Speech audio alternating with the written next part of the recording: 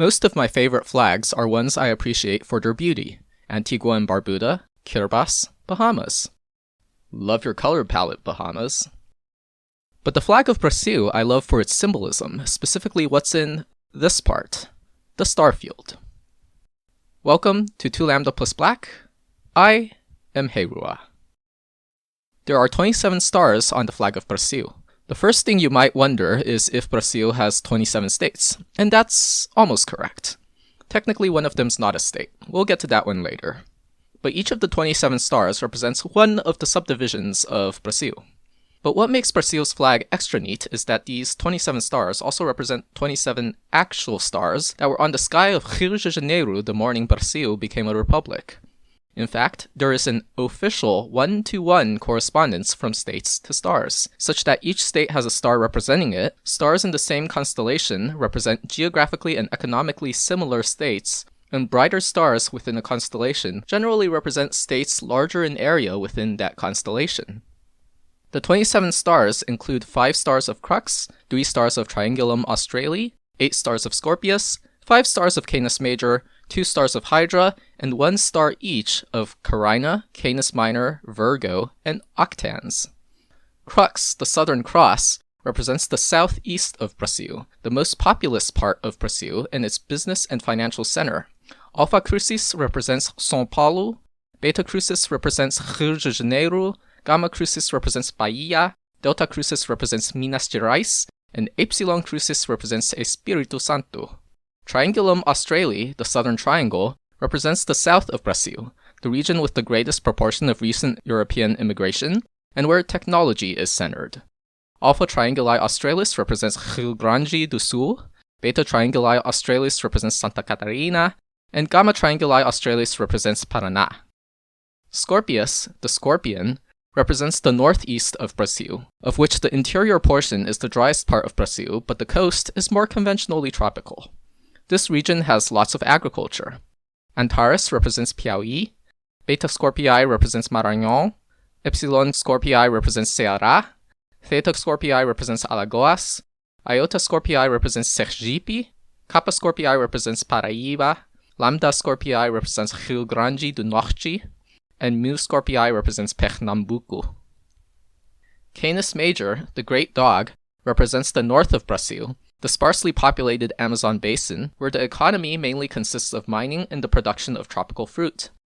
Sirius represents Mato Grosso, Beta Canis Majoris represents Amapá, Gamma Canis Majoris represents Rondônia, Delta Canis Majoris represents Roraima, and Epsilon Canis Majoris represents Tocantins. Hydra, the water snake, represents 2 miscellaneous states. Alpha Hydri represents Mato Grosso do Sul, and Gamma Hydri represents Acre. There are 3 constellations with just 1 star, each representing a large state. Canopus of Carina represents Goiás, Procyon of Canis Minor represents Amazonas, and Spica of Virgo represents Pará. And lastly, the smallest star on the star field is Sigma Octantis, the South Star. It is the dimmest of all the stars on Brazil's flag and represents Distrito Federal, which is not a state and is the smallest subdivision by area. But it holds Brazil's capital, and in the sky, all the other stars appear to revolve around the South Star, signaling its centrality.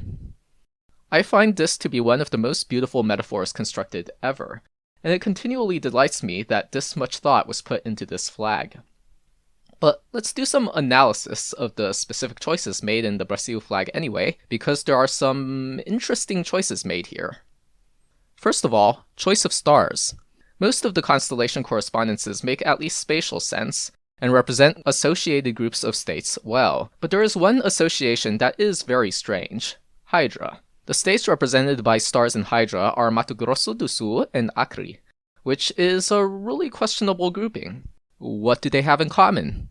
It may be that the thing they most have in common is the unfortunate fact that they're both far-out small states that tend to be forgotten. Notice that this grouping also splits Mato Grosso and Mato Grosso do Sul into different constellations. There's also a constellation for which I question the choice of its non-inclusion in the flag: Centaurus. Centaurus is one of the brightest constellations in this portion of the sky, and clearly the design of the flag has preferred the selection of bright stars. So why didn't the flag assign to some state Alpha Centauri, the third brightest star of the night sky and the brightest star of the closest star system to ours? In fact, then the flag will contain the 3 brightest stars in the night sky, and Brazil could probably have built up some metaphorical narrative about how all 3 being visible from Rio de Janeiro the morning Brazil became a republic indicated how bright the republic's future was to be. Next, given that Brazil intended for attributes of stars and constellations to represent the states they correspond to, what is with the choice for Sirius? Sirius is the brightest star of the night sky, so one would imagine it gets assigned to something very prominent within Brazil. As some examples, assigning it to the capital or the most populous state would make sense, though the capital already has a neat reasoning for its correspondence. But Sirius gets Mato Grosso?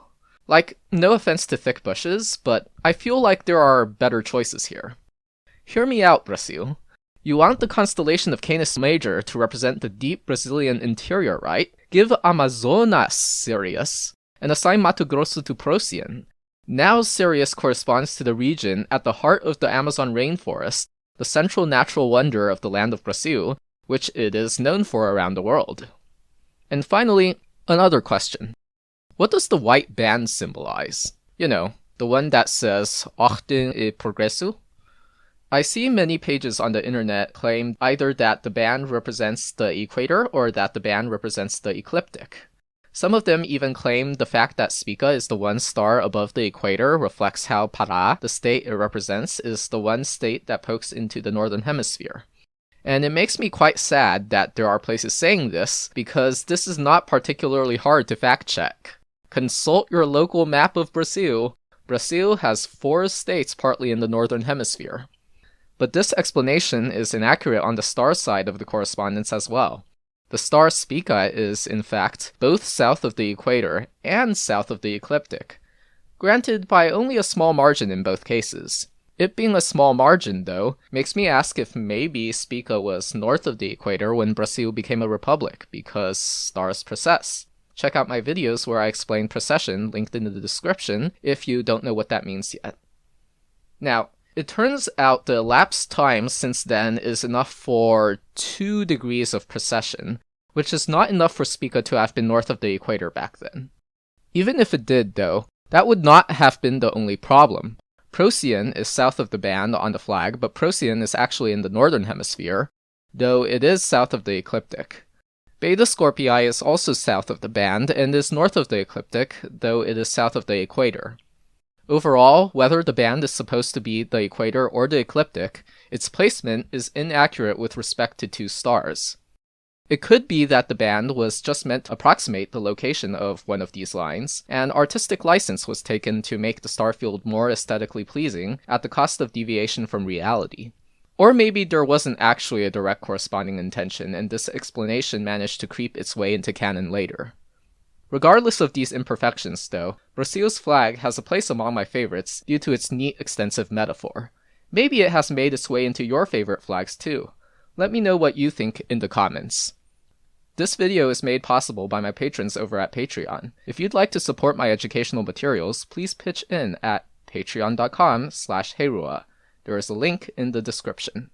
And as always, remember to love the night.